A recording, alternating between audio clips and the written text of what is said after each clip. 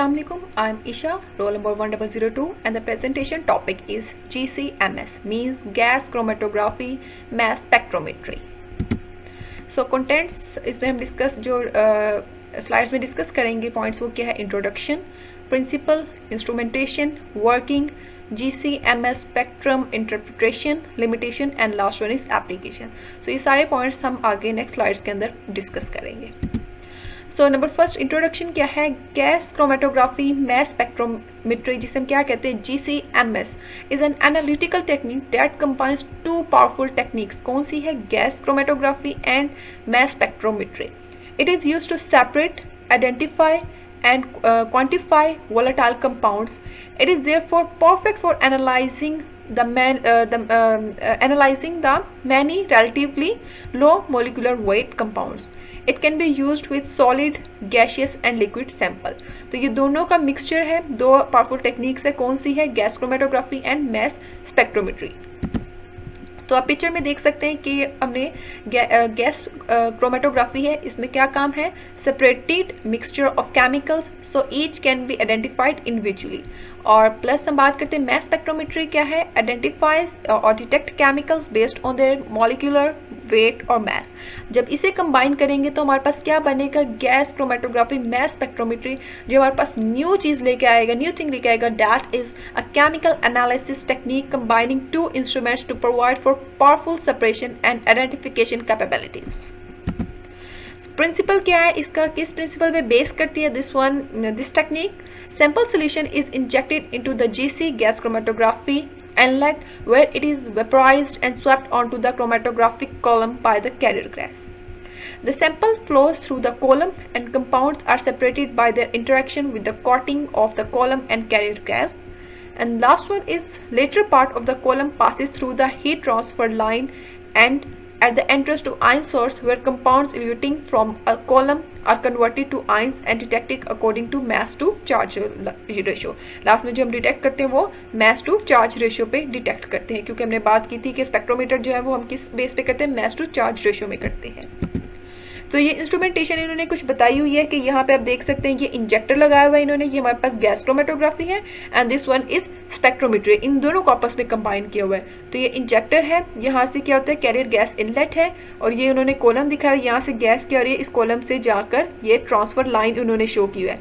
Then यहाँ पे अब ये मैस स्पेक्ट्रोमेट्री हमारे पास आ गई, ये आयन सोर्स है, यहाँ से जाके मैस एनालाइजर वैक्यूम सिस्टम लगाया और यहाँ पे डिटेक्टर के जरिए आउटपुट डाटा जो हमें कंप्यूटर में शो कर सकता है कितना हमारे पास जो है, कितनी हमारी लाइंस बनी है.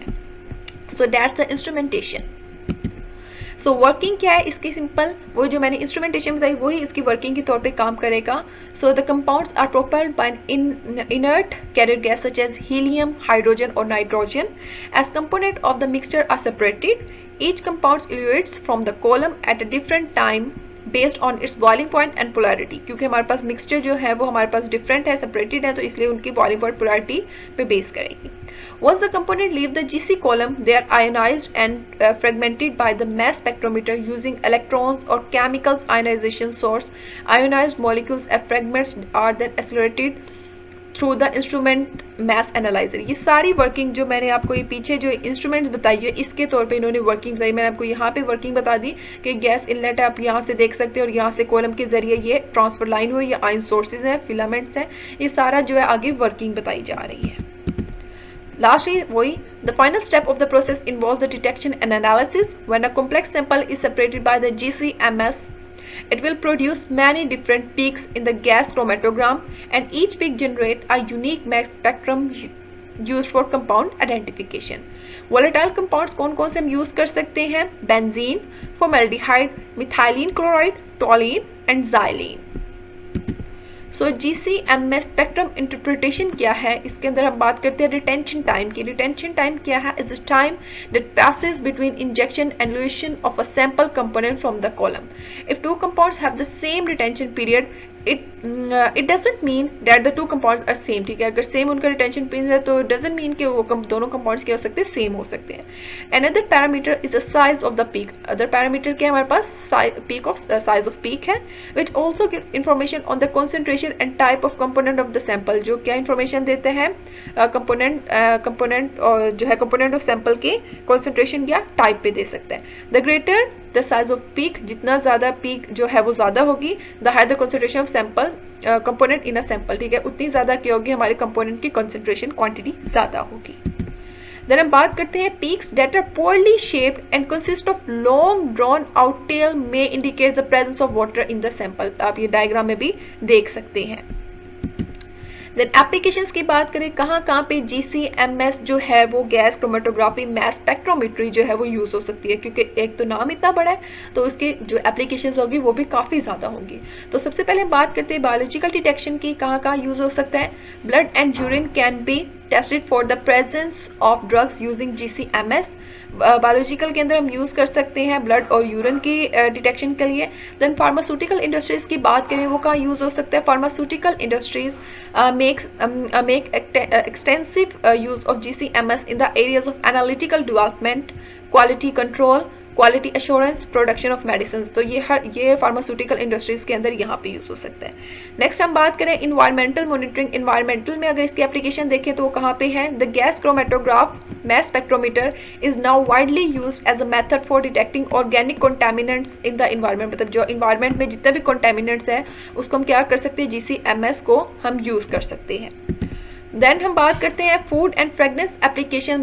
फूड एप्लीकेशंस में हम बात करें वहाँ पे इसका क्या रोल है. The fatty acid, aldehyde, esters, alcohol and terpenes present in the food and drink can be easily analysed using gas chromatography mass spectrometry. It also has the ability to detect spoilage and contamination in food. तो ये क्या कर सकते हैं, आपने बाकी fatty acid, aldehyde इन सब में यूज होता है और इसकी एबिलिटी क्या है, स्पॉइलेज और कंटामिनेशन इन फूड में भी हम इसका रोल है. लास्ट हम बात करें एकेडमिक रिसर्च की.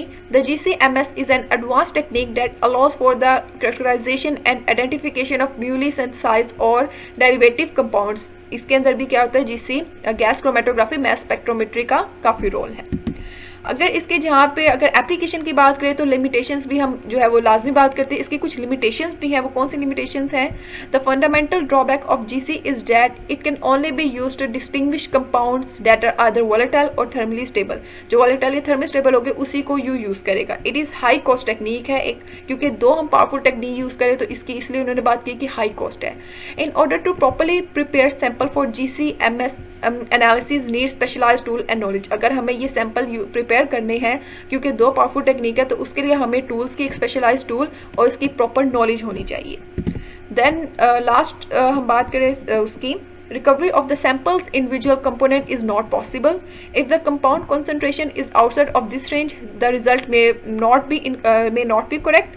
It may not be able to offer details about the molecular structure or particular functions group that are present.